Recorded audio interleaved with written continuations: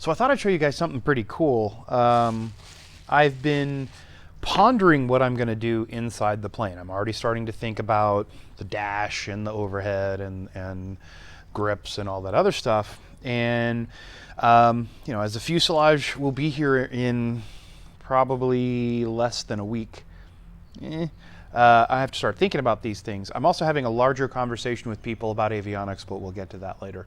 But one of the things I got out of the blue, I ordered some grips from Toston Manufacturing. I'm hoping I said that correctly. They are the, quote, superior flight controls. They're not paying me to say this, by the way. I actually bought these, and they're really nice. It's got a whole bunch of different buttons. So you've got your hat at the top, which has, you know, the four-way hat. That's obviously for your trim. Two buttons on either side, obviously for God knows what. A button on the front, below, you know, the middle finger button, which I'm going to guess I'm probably going to use for, you know, who knows what. And, you know, I'm going to say disconnecting autopilot, maybe. And then, of course, the main trigger for, you know, machine guns. These are super nice, though, and this is the CS-8 soft touch is what they call these, and it's super soft to touch. I don't know if it's rubber or what. It's a super soft plastic. These were I bought two, and it was $380 for the two of them. So that's everything in was $350 basically with shipping everything. And they're really great. I can't wait to actually get these in so I can, you know, when I'm making my airplane noises, I actually have these to play with. So these are cool. These are well done, guys. Good job. Hey guys, I'm about to ramble a little bit about avionics, what's coming, what I'm going to do, as well as thanking my patrons for some really cool opportunity they've afforded me. However, if you came here just to view the results of the tank sealing, skip ahead to that time hack.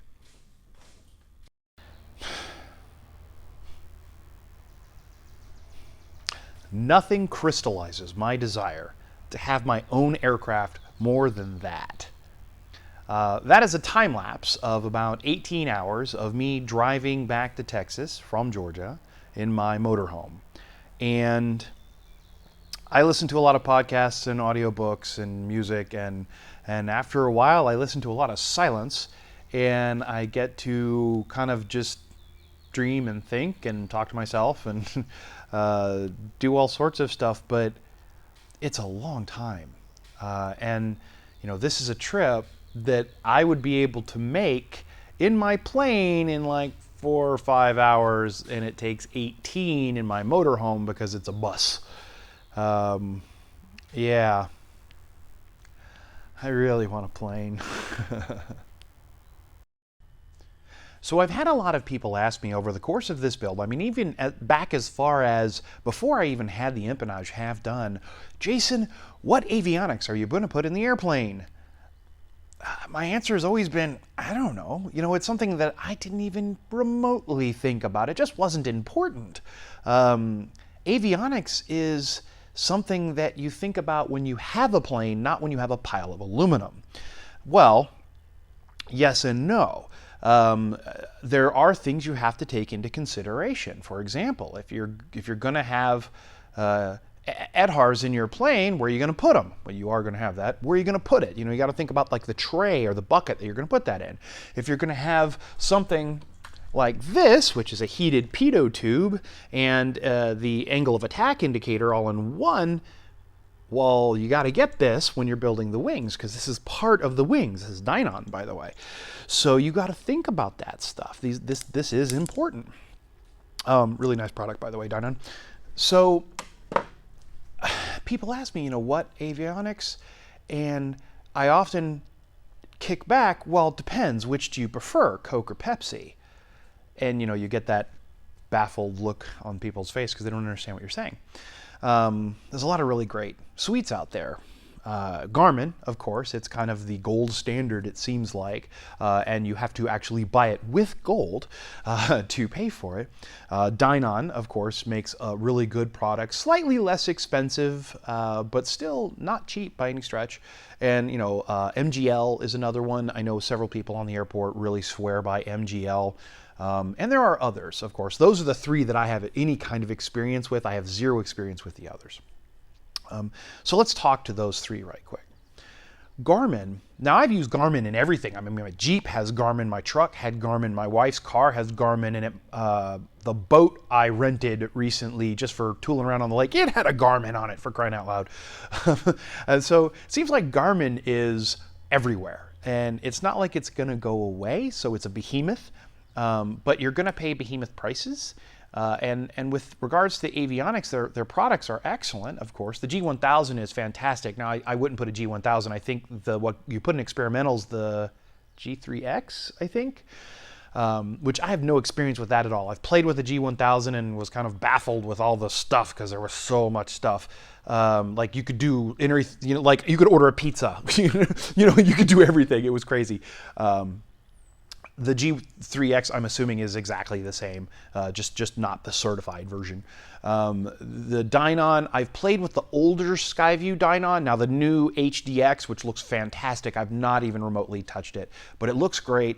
And MGL, like I said, a couple people have MGLs. They're good products, but it's kind of a much smaller company. The primary cons, Garmin, you're paying a lot for it, and NGL, their website is awful. Truly, MGL, seriously, fix your website. It's terrible. And I know several people that have been chased away by them. The pros of Garmin, of course, is that it's Garmin. It's going to be around forever. Dynon is a big company. Their product is excellent. MGL is a smaller company, which means quite often they can be much more agile. For example, I know that Lynn found a bug in their software at one point. And he called the guy on the phone, told him about the bug, and he had like a patch, like a USB dongle to patch the software, or I guess reflash it within like 24 hours. I mean, that's pretty cool. That's awesome. But cons-wise, again, for me, MGL I think is out because their website is so horribly bad. I can't navigate it. I can't use it. It's just really awful. I've heard bad things about Garmin with regards to their customer support, their builder support. Now that has been years ago, so maybe that has changed. But right now I'm kind of leaning towards Dynon a little bit, just because I like their website, I like their product, I like where they're going. It looks like they're really thinking things through. I appreciate that they have builder programs and videos to show you how to install this stuff from start to finish. Like, they've got a lot going for them. But I'm not making any decisions. Going back to my original point, this is still a pile of parts. It's not time to make that decision, but it's time to start looking. So with that, I want your input. If you guys would comment down below, what do you think? Which is the best? I mean, I think MGL is out of the picture for me, unfortunately, just due to what I've seen. From right now, unless you guys have another thing I need to really look at, it's going to be between Garmin and Garmin and Dynon. The other thing is, some people are all about all one package. So if you put Garmin in your plane, well, you're already going to have a Garmin radio. Even if you have a Dynon main and backup and all that other equipment, but your radio is probably going to be Garmin. So you want to keep it all Garmin. Okay, I guess, but maybe not. I don't know. So anyways, I'm leaning towards Dynon, honestly. Now, I can't wait to get to Airventure, where I can go stand in the booth and poke buttons with everybody, because I might get there and start twiddling with the Dynon and go, ooh, no, right? Or vice versa. I might get there and go, oh, wow, this is definitely it. I don't know yet. Right now, I'm leaning toward Dynon because I like their product. It looks like it's professional. Their builder support looks excellent. Everyone I've talked to who has had Dynon or likes it. I've had one person tell me that their ADHARs died on them, and so they've sworn off Dynon completely because they had one person that had one thing break, which, I mean, come on, guys, stuff fails sometimes. I don't know.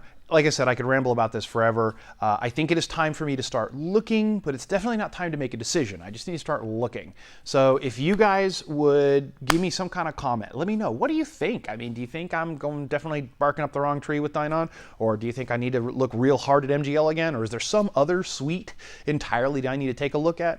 Tell me, because ultimately I want to future-proof this plane, which means I want a nice glass panel, but I also kind of looking at getting some backup, like steam gauges, like just a couple of the key ones, just to have them in case something goes wrong, kind of thing. Really depends on how much room I have on the panel. I've started to think about which panel I'm going to get. going to get, and you know, start to think about making some cutouts and start to build it. Of course, I'll show you all that stuff as I do it so that we can kind of go through it together. I am a little worried about wiring and how to make all this crap happen because I am not a whiz when it comes to electronics. In fact, I'm kind of an idiot. So, but I mean, I was an idiot about how to rivet too before I started doing it. So again, as with all things, if I can do it, you can do it, and I want to make this a conversation and a learning experience for everybody. So if you think I need to look at something, tell me. If you think there's like gotchas or something with each one of them, tell me about that. Pros, cons, whatever. I want to make this discussion. Comment down below. Thanks. So I realize that none of you came here today to actually hear me ramble about whatever the hell I was just rambling about, but rather you came here to check the status of my tank and whether or not I have actually successfully sealed it. Me too. So what I thought I'd do is I thought I'd go over a little bit and explain exactly how I'm going to do this initial test. But first, I want to say thank you to all my patrons. You guys are really making this possible, believe it or not. And additionally, you're making it so that I can do something so cool. This year, when I go to Oshkosh, I am taking my 76-year-old father with me, and we're going to go as a father-son team. That's amazing. That's awesome. That's something so cool that neither of us have ever gotten to do before, and now we're going to do it as a father-son outing. I'm really looking forward to it. I am going to have some great time and make memories, and I'm just super, super, super excited. And you guys with your patron support, you're the ones, you're why I can do this. Thank you. With that, let's talk about the wing, or the tank rather. So what I'm going to do is there's this port, and this port, which is how you normally would test to, you know, for fuel, I'm going to push that in slightly, and I'm going to blow into it and blow up the tank slightly until I feel a little bit of resistance. Then I'm going to let it out and let it just sit there and see what happens. And the idea is, in theory, if my tank is sealed, if in 10-15 minutes I push that port in again, I should hear air rush out, right? Because there's pressure. If I don't, we have a leak.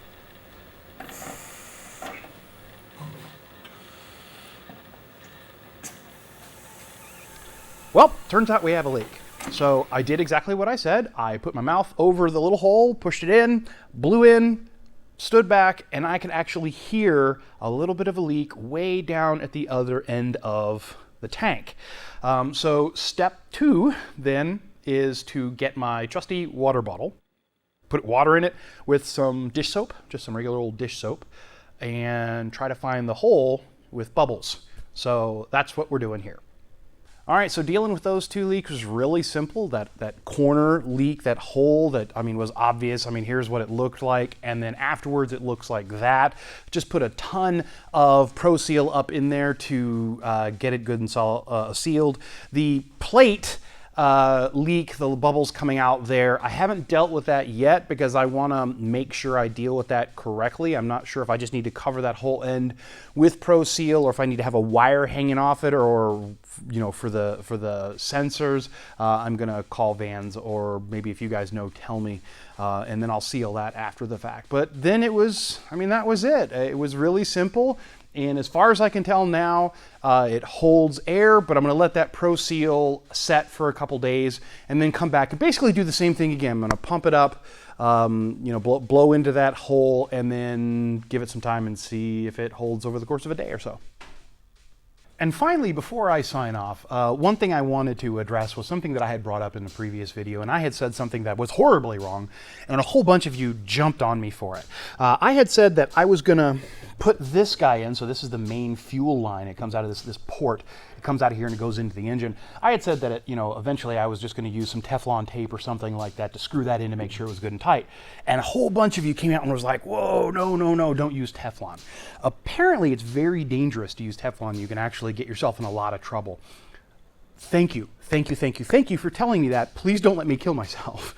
But more importantly, that is absolutely valuable information that I want to share with everybody. Don't use Teflon tape around the fuel system. I love this community. I've said this so many times, and I don't mean just this channel, but I just mean general aviation in general. People will come out of the woodworks to help you, and it's not judging, right? They're not judgmental. They're not like, oh, you dummy, or if you ever read YouTube comments on other channels, it's awful. We don't have that here. Thank y'all so much for looking out for me and making sure I'm not going to kill myself and allowing me to then pass that information on to others. Teflon, bad. Don't use it in the fuel system. Got it. Thank you so very much. That's where I'm going to end this one, guys. I really appreciate it. I'm going to get back to work. I got a bunch more stuff to do. Then I'm going to start on the other tank here probably tomorrow. And yeah, if you like what I'm doing on this channel, if you hit that like button over there, I'd really appreciate it.